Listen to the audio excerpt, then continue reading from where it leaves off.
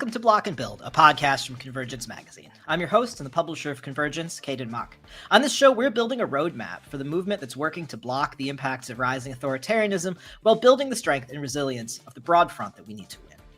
This week on the show, I'm joined by the producer and director, Chris Landry. His new film series, Reimagining Philanthropy, examines critically the issues in philanthropy as a financial driver of movement and social justice work and how movement leaders believe it can be fixed.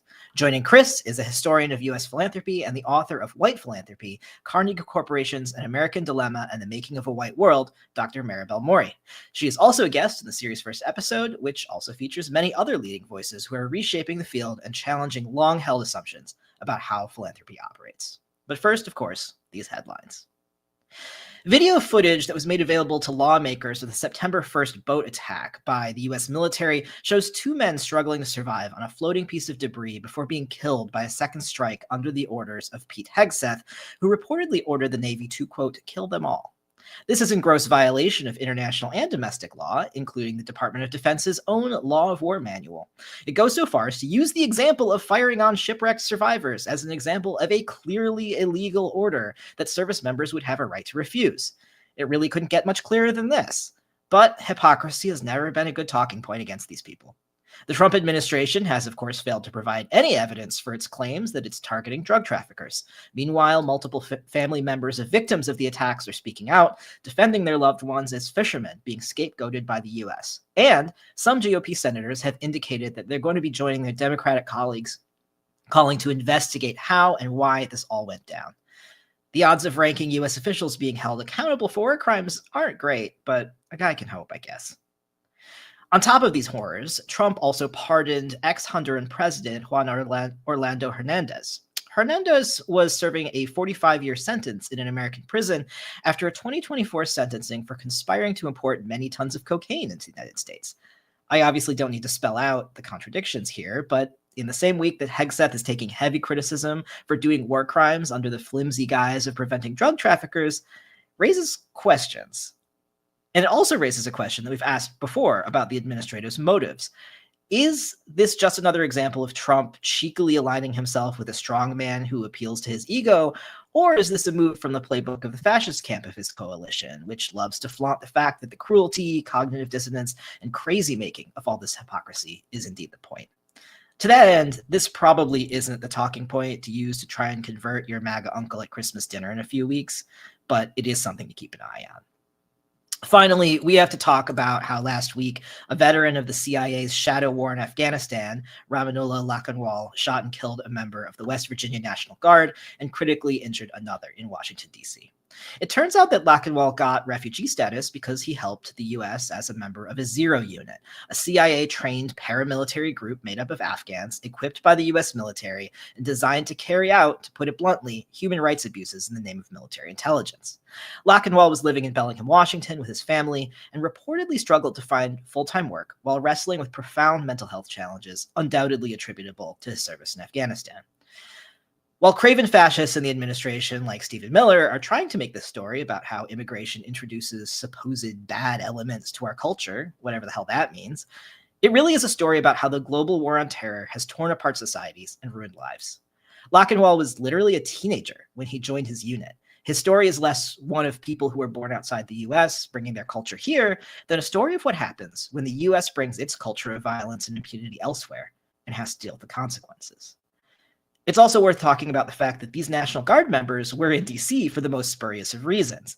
It's U.S. militarism all the way down, and it's being twisted and weaponized to further justify the militarization of our borders, our culture, and our society. And the last thing I'll say is this. The National Guard shooting and the investigations into aid fraud in Minnesota are being used to drive targeted scrutiny on specific immigrant communities. I'm not alone in worrying that this signals a shift in tactics away from the ICE and CBP surge. Instead of a broad, scattershot deployment with far-reaching impacts across multiple communities, we're starting to hear that Afghan and Somali immigrants are facing very specific threats, from reopening vetting processes and increasing ICE activity. As their tactics change, we should be thinking about how we might need to update ours to be in deep solidarity with our immigrant neighbors. Hey everybody, this is Maurice Mitchell, National Director of the Working Families Party. I read and give to Convergence because it has become a home for me to engage in critical analysis, find practical advice for organizing and strategy, and inspiration in the belief that a better world is not only possible, we can build it. To make either a one-time donation or become a sustaining member, visit convergencemag.com/donate. You can find a direct link in the show notes. Thanks for listening.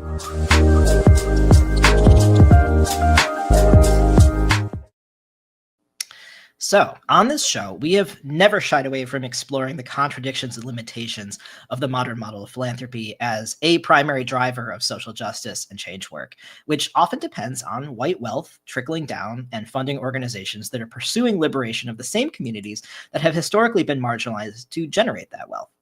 On December 3rd, my first guest, Chris Landry, launched the Philanthropy Film Series, a series of episodic short films examining and critiquing the issues that movements face in our current philanthropic funding models. The first two episodes feature leading movement voices, some of whom will be familiar to regular listeners of this show. And these are folks who are reshaping the field, challenging long-held assumptions about how philanthropy operates. In these first episodes, Landry and his participants explore philanthropy and racial justice and Indigenous community funding. Chris is the director and the producer of these films, and he's been a longtime consultant for foundations and grassroots organizations around comm strategy. His previous film, Not on This Land, about the activists who stopped the Atlantic Coast Pipeline, was a 2023 Grand Jury winner at the Richmond International Film Festival. Chris, thanks so much for joining me today. Thank you, Caden. It's great to be here.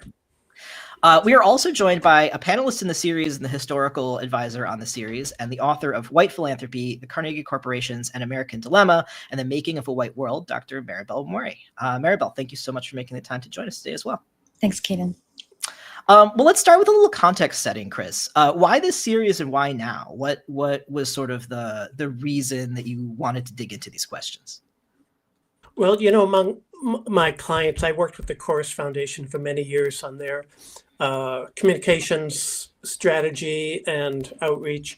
And as they were spending down, Farhad Ibrahimi, the president of the foundation, wanted to think about what would they leave behind to share with the field.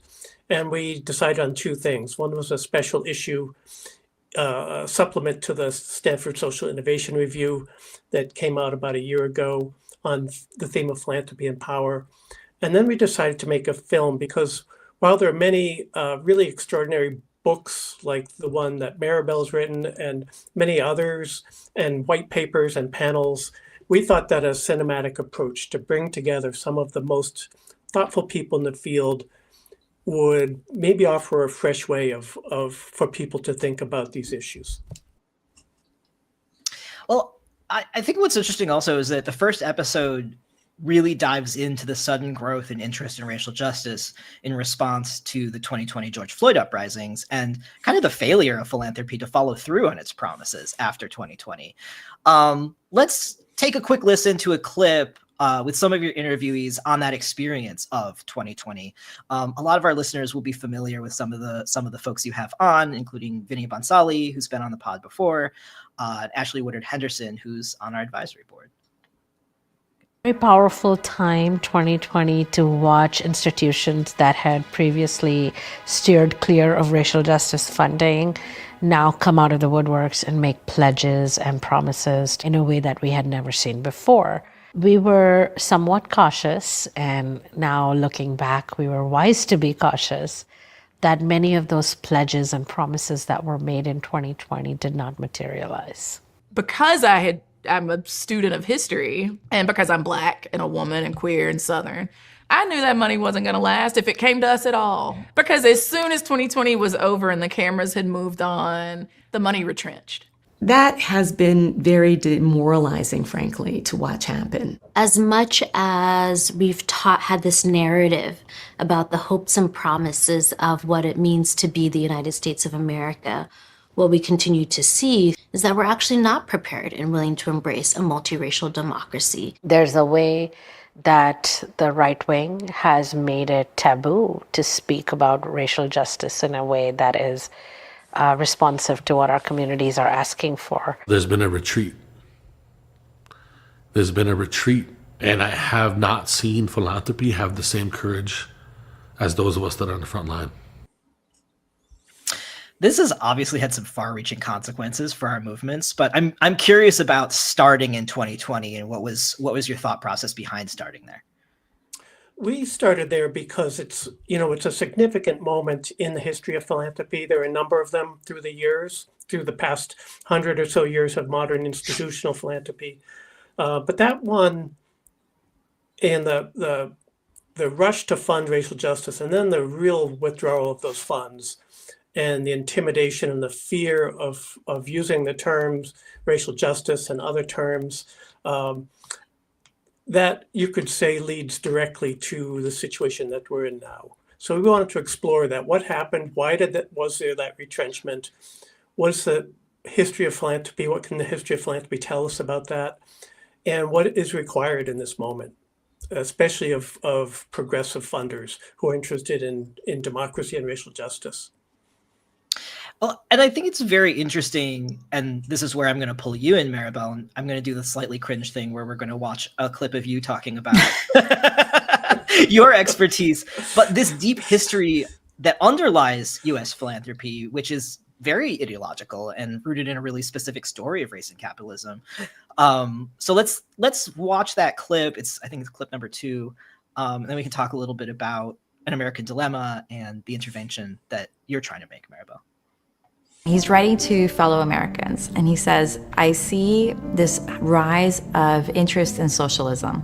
I see my fellow Americans supporting a form of redistribution of wealth that I just cannot support, because it's great that capitalism makes it really hard for people to meet their necessary needs, because that will just push people to work even harder. And if you just do a redistribution of wealth through a socialist structure, or even provide too much charity to people, they just won't have that gumption to lift themselves up by their bootstraps. So I have another better form.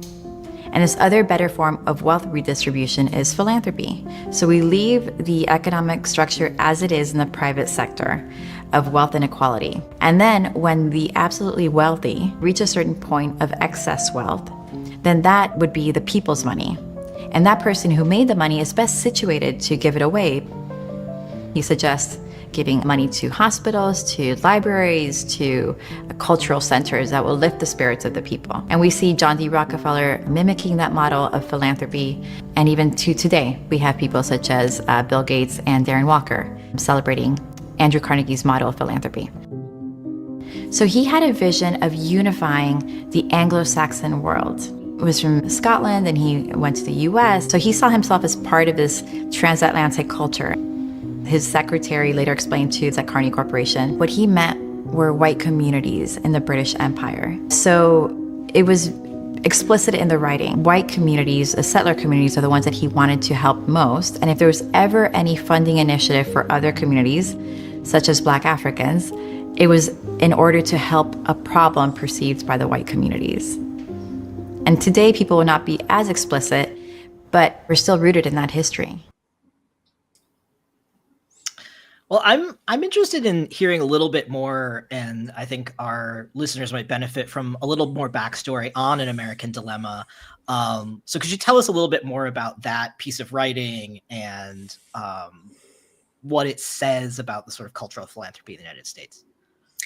First, Chris, congrats on producing that segment. I love all the choreography, or what's the right word for it? Cinematography, or Yeah, that works. Thank you. Okay, it's beautiful. Thank you. Yeah, and the historical artifacts were great. Okay, so in response to your question, Caden, I would say that clip is talking about the 1910s and 20s. So the early years, when you still have someone such as Andrew Carnegie, who's alive. He passes away in the 1910s, and the first generation of professional workers in foundations, you've seen them in the 1920s. And Frederick P. Keppel becomes a longstanding president at Carnegie Corporation from the 20s to the 40s. And he oversees the commissioning and funding of An American Dilemma. Historically, many Americans have associated this study, directed by a Swedish economist by the name of Gunnar Myrdal, as one of the hallmarks, a monumental moments in the history of civil rights in the US. The Supreme Court in Brown v. Board of Education cites this 2-volume study in order to justify its holding that segregated public schools were unconstitutional. So what I do in the book, in White Philanthropy, is take a step back and ask, well, what is the history of this study? What was the intention behind it? So as much as many white Americans specifically might remember this study as being the quintessential definition of racial equality, who funded it, why, and what were the intentions behind it? And going into the archives, we see that study was intended by its funders, Carney Corporation, to be a continuation of that earlier history I described in that clip. So they were particularly and continuously invested in helping white policymakers across the Atlantic manage, dominate Black people. Mm-hmm. And so when they no longer saw education as being enough of a panacea, then they started turning also to the social sciences as a tool of control. And then American Dilemma is part of that history. That's really interesting. And I feel like, I feel like there's like a really deep and profound contradiction here in the way that we understand the role of philanthropy. And when I was thinking about this question, I was also thinking about the contradiction between the way that I think a lot of like progressive philanthropy today wants to fund pro-democracy organizations, which makes a good sense to me. But that is a contradiction in terms of like what you've found in your research and the sort of like goals of the commissioning of that study. What are the things that you've kind of seen people do to work through these contradictions, either like more recently or even historically looking back in the past, like since An American Dilemma came out? It's really hard because at the heart of it, one thing that we have to confront is that a lot of these actors that we look at now as proponents of racial domination were actually perceiving themselves as advocates of racial equality. So Andrew Carnegie would have self-described as someone who was a friend of Black people, for example, and he supported Black institutions. And Frederick P. Keppel also envisioned a world of racial equality. But as am I proposing or promoting a book that I'm writing right now? Yes. No. So I'm writing a book called The Philanthropic Mind in Fraught Times. And one of the things to look at is a theory of change. So as much as one can be a proponent of racial equality as an ultimate outcome, what are the levers of change and whose sensibilities are most considered? So in both of these cases, whether it was a Tuskegee educational model or An American Dilemma, it was really white Americans' sensibilities, comfort that was prioritized. And they're the ones who would stay and control the levers of how the intermediate outcomes, how the causal chain would continue. So I think that's the question to have, is it's not really a question of who's in favor or against racial equality, but whom we leave in the driver's seat to define the activities and also how quickly the causal links will move, the levers of change, and then also who gets to define the ultimate vision of racial equality. Yeah, no, I think that is like it helps to sort of like zoom out to this higher level that's like there's a structure that is in place that is quite invisible to a lot of people. And I think like even invisible to sometimes people who are working within the field. And that seems to be like an important intervention that this series is making as well. The other thing that I would love to talk a little bit about, because I am personally preoccupied with this in a very profound way, is the way that there is this long-term commitment from right-wing foundations to building infrastructure for their movements. And then in this first episode, there's a lot of discussion of the like year-to-year sort of like contingent funding models that a lot of progressive foundations use. Let's start by checking out this clip. You've got Nwakma Maka Agbo from Katali Foundation, Asha's in it, and then also Vanessa Priya-Daniel, who's a previous guest on this pod, talking about philanthropy and asking this question that can we commit to long-term social justice visions? One of the things that we observed with the repeal of Roe versus Wade is that was a 50-year fight, a decades-long commitment to repealing policy that had been so critical to who we are as a nation, to a country. And so what would it look like for progressive racial justice philanthropy to commit themselves over decades to the fights that social movements are leading? We have to really learn how to stay the course and how to be bold and take it right up to the line and to calibrate things and risk, not necessarily about like what's going to protect our institution, but like what is the necessary thing to survive as a species? Can you imagine what would have happened if philanthropy was like, we know it's right, especially since we're touting that we're trust-based philanthropists and social justice philanthropists, to be like, we're going to keep doing what is making us trustworthy. We're going to keep doing what is related to social justice as it relates to racial equity. And if they sue us, we'll fight. I think in this political moment, I'm like, yeah, that is the stance you should take, because a lot of us are freaking out. But yeah, go ahead, Chris. I just say, as I watch that clip, it just reminds me what a gift it was to sit down and talk with these people. And of course, when we make a film, we're just using a few minutes from each interview that went on for an hour or an hour and a half, and it's just so many extraordinary people in this one episode who have decades of really fighting for their communities. It's so remarkable people. Yeah, totally. Yeah, I'm curious about this conversation about long-term infrastructure. And, I imagine, Maribel, you have some thoughts about this too, that like, what are some of the lessons that have come out of making this film that you're like, oh, there's an opportunity around long-term investment in the kind of infrastructure that we need to build multiracial democracy in the United States? What is the lesson for philanthropy? Is that you, Chris, or am I? Well, why don't you go, and then I can add on to what you say. So I look at it in two directions, in dialogue with foundations, and then more horizontal in dialogue, as Chris was highlighting all the wonderful people in the film. So on the first point, in dialogue with foundations, trust, and it was mentioned in the clip. Being in the Ford Foundation archives, I saw pretty early on when there was a turn to fund more community organizations in the 60s and 70s, the trust level decreased. And you can only see it from the perspective of staff and board members.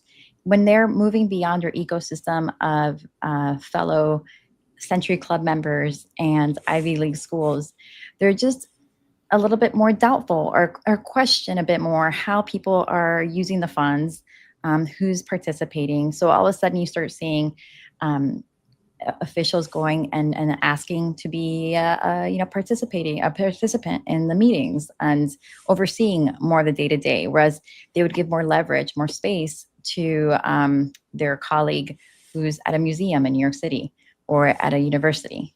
So that's one, to realize how trust is very much has a racialized history in the history of philanthropy, and regional too. And then, but at the same time, who knows if we can reform foundations? There's such a central element of capitalist life.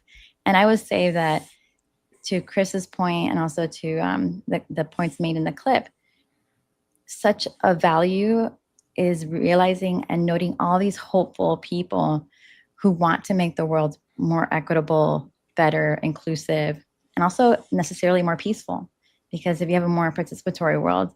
So just yesterday, I was reading on the Vatican statement on women's ability to become part of the diaconate, and you realize, wow, some of these structures are so deeply misogynist. And so maybe we can't change the structure, but as a friend said, just getting to meet everyone on the journey is a gift in itself.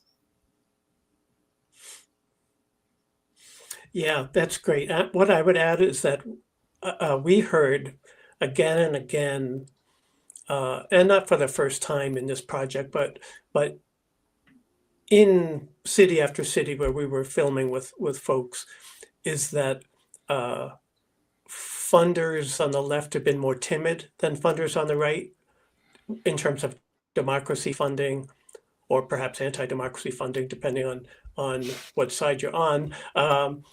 And so that there's this feeling that, oh, we can't get too political, things like that. And then at the same time, we've heard stories, and this is in the film too, of people saying we need to share the decision-making power because we haven't succeeded. The structure, as you said earlier, Kate, and the structure has not succeeded.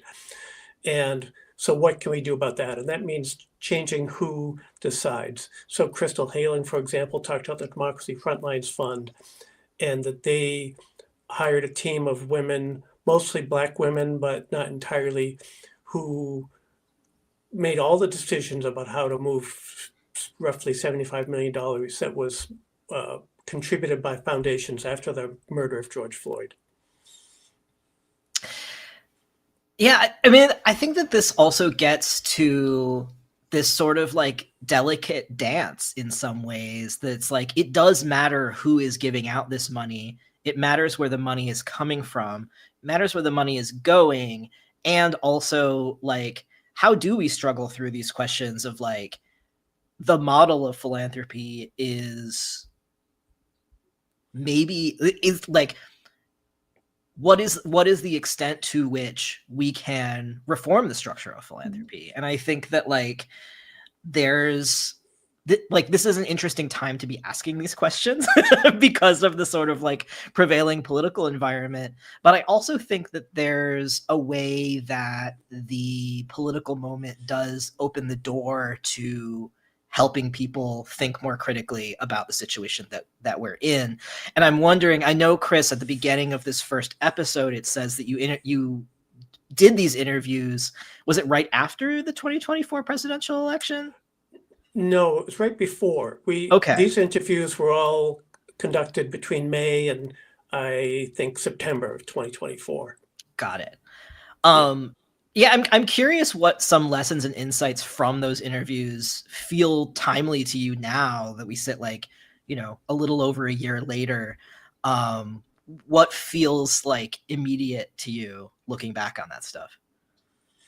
The one main thing that pops out, and Vanessa Priya-Daniel and several others talked about it, is the idea of risk. And institutions by nature tend to avoid risk. They try to mitigate risk. And so they've been cautious, many of them. Many have not been, and we're seeing now that some are really stepping up and trying to lead in a different way. But that the pulling back and saying, oh, we can't fund this, we can't fund that anymore. You need to take these phrases out of your proposal and send it back to us. That kind of avoidance of risk has done real harm to the frontline groups who are fighting for human rights around the country. Chris, I was going to jump in there if it's helpful. So before the Cold War, these foundations, none of them were associated necessarily as particularly lefty in the US. So from the 1910s to the 1930s, the major criticism you heard from many Americans was, why should we trust these institutions that are founded by individuals who have stomped on the average American so much? So for example, like strike breaking and Carnegie Steel. Would we want them to be influencing our children's education? Now, during the Cold War, you start seeing an association of these foundations, some of them as being perhaps lefty, funding social science, relating that to socialism. What's interesting is when you mention risk, that for many of them, and I'm thinking just from the 1950s onward, we just don't see foundations being pulled in by Congress for being too conservative, but you do get them coming in for being too lefty. So the perceived risk is to be seen as too lefty. So it's not a value neutral term for the risk. Yes, Yeah, exactly. well, I also wonder about that with regards to sort of like the long shadow of like the multiple Red Scares that we've had in this country, right? That like it strikes me that, and I don't know if this is going to be something that makes sense to you, Maribel, based on your research, but like thinking about that interplay between philanthropy as a tool for, in some ways, the capitalist class to protect itself, and then that the trend in like US political culture to go after people who are perceived to be or might actually be communists, right? That like that long shadow is still sort of looming over us, as we engage in this work and as we engage in asking hard questions about like how to make philanthropy more effective. Yeah, I'm wondering if you have thoughts about that, Maribel. I look at it from our perspective. I look at W.B. Du Bois. We look up to him so much, and he had the FBI on him. He, lost his passport. He passed away as an expat. So there are kids on lunch counters throwing food on them for the simple ask of being treated with full dignity. So I think, for me, the lesson is that it's not an easy route. And it's just the way it is to stand up, I think, for our own and other people's full humanity and dignity comes with a lot of cost and not necessarily a check from a foundation. Yeah, that's right. Well, I think that the other thing that you cover in this first episode is the way that philanthropy has backtracked on its investments in social justice since 2020. I wonder if you would run that clip. I think it's clip number 5.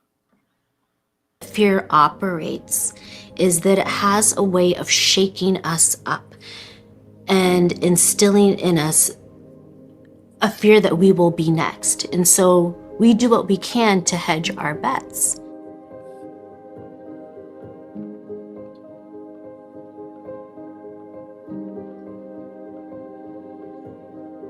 We are so scared that our relevancy, that our sense of belonging is tied to our positions in philanthropy, is tied to our ability to exist as a philanthropic institution, that we do their work for them. What I think this moment is calling for is who are those that are willing to lead into the confrontation so that we can actually start to unpack and disrupt and shift the narrative around what it means to specifically resource Black, Indigenous communities of color, so that we can lift up the other ways of moving forward that we know actually challenge white supremacy.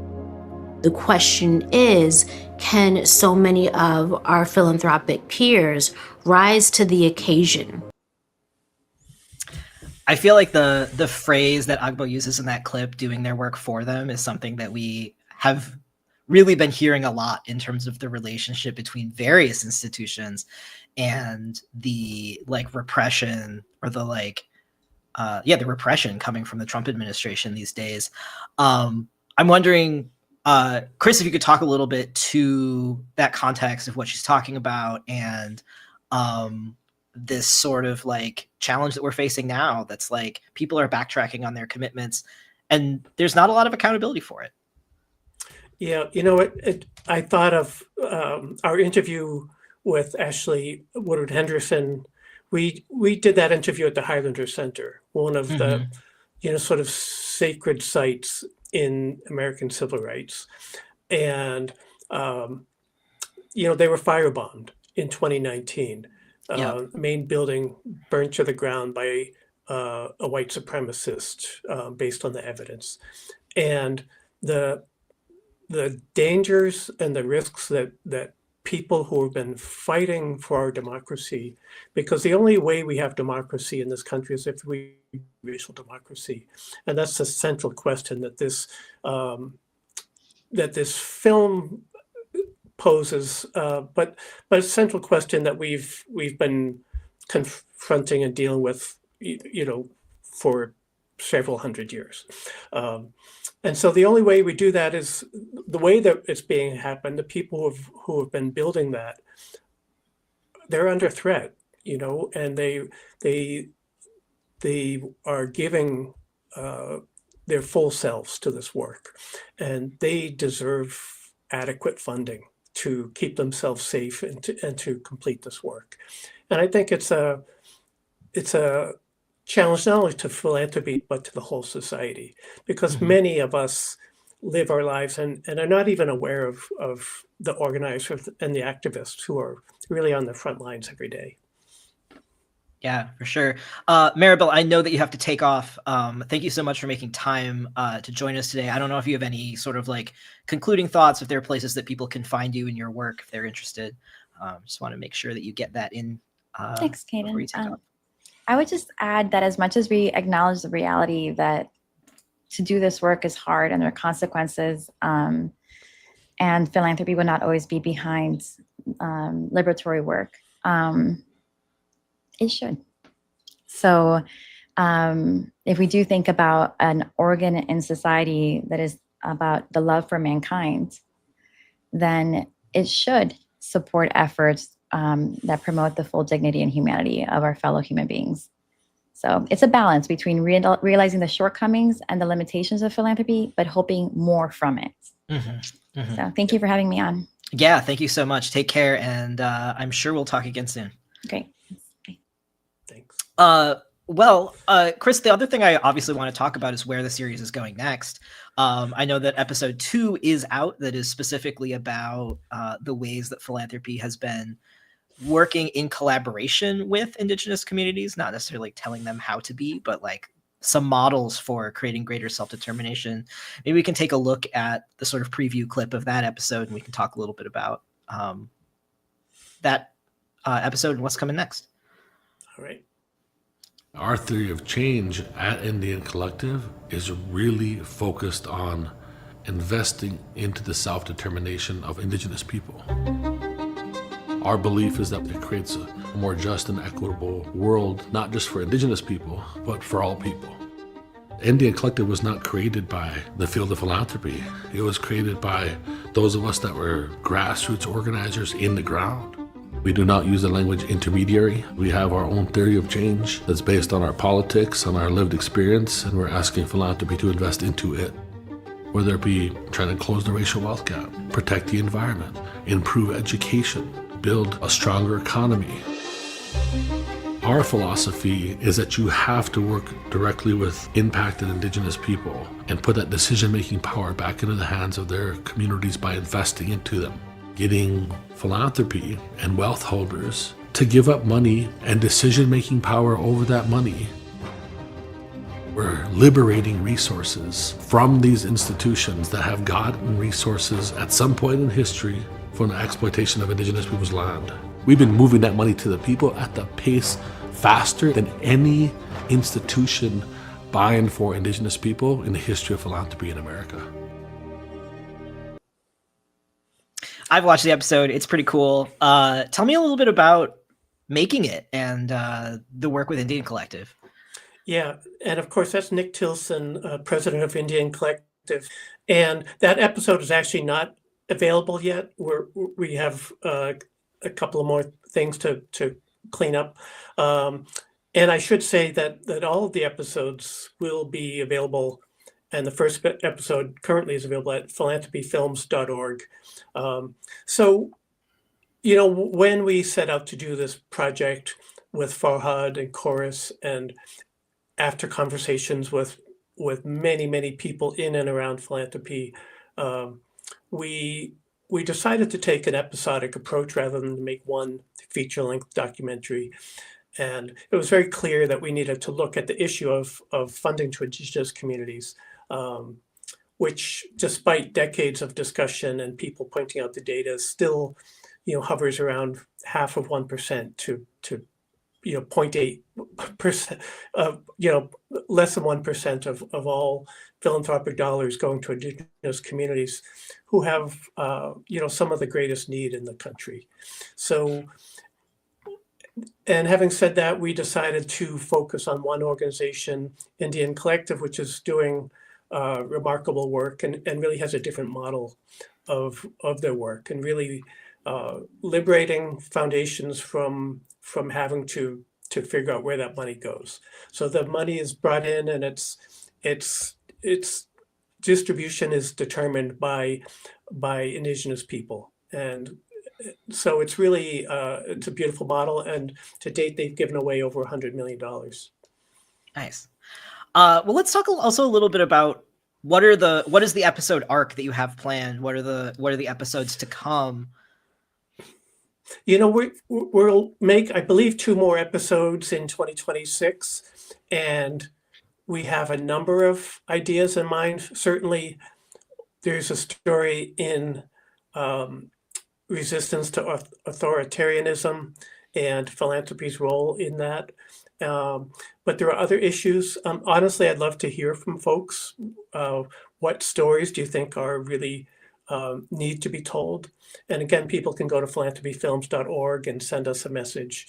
And we'd love to hear from people. We'd love to hear from potential collaborators who would like to work with us, because honestly, there are so many possible stories. Philanthropy is a fascinating thing. Its role in American society is really an extraordinary thing. It goes beyond, sometimes people talk about the funds, the assets held by foundations are relatively, they're quite small compared to, total GDP, but the impact, philanthropy gets to endorse organizations and endorse movements and withdraw its endorsements and organizations as well. So the field has some power and has certainly a lot of influence. And so I don't know exactly where we're going to go, and that's part of the fun.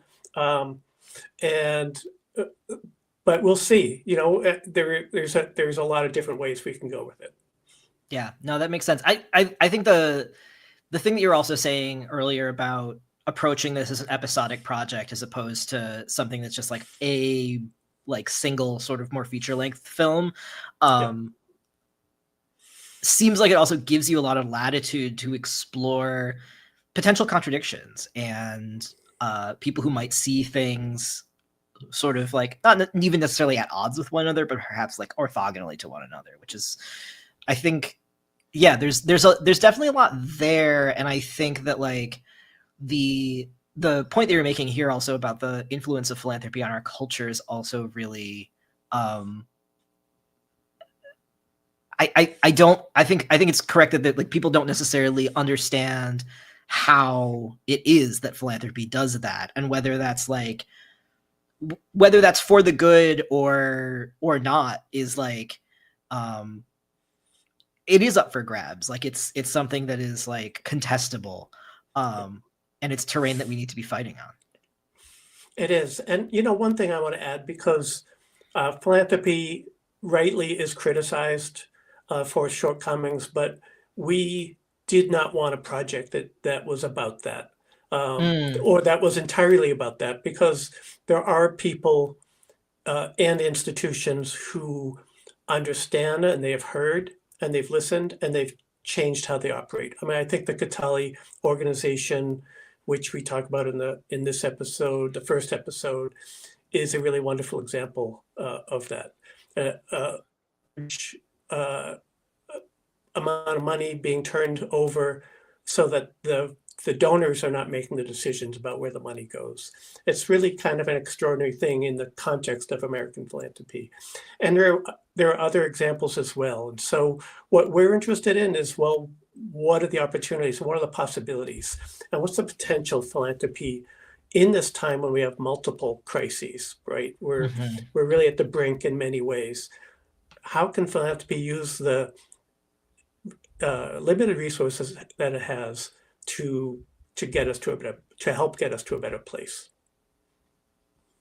Yeah, I mean, super important questions, and especially in a time when it is about the climate, it is about democracy, but it is also about like wealth inequality and these other things that are going on. That like I think that like the being able to dig into some of that deeper history with Maribel as well, I think serves us well in that asking those questions about how can we do this better? How can we do it in ways that are more accountable, more reflective, and don't recreate the mistakes that people have made in the past. So yeah.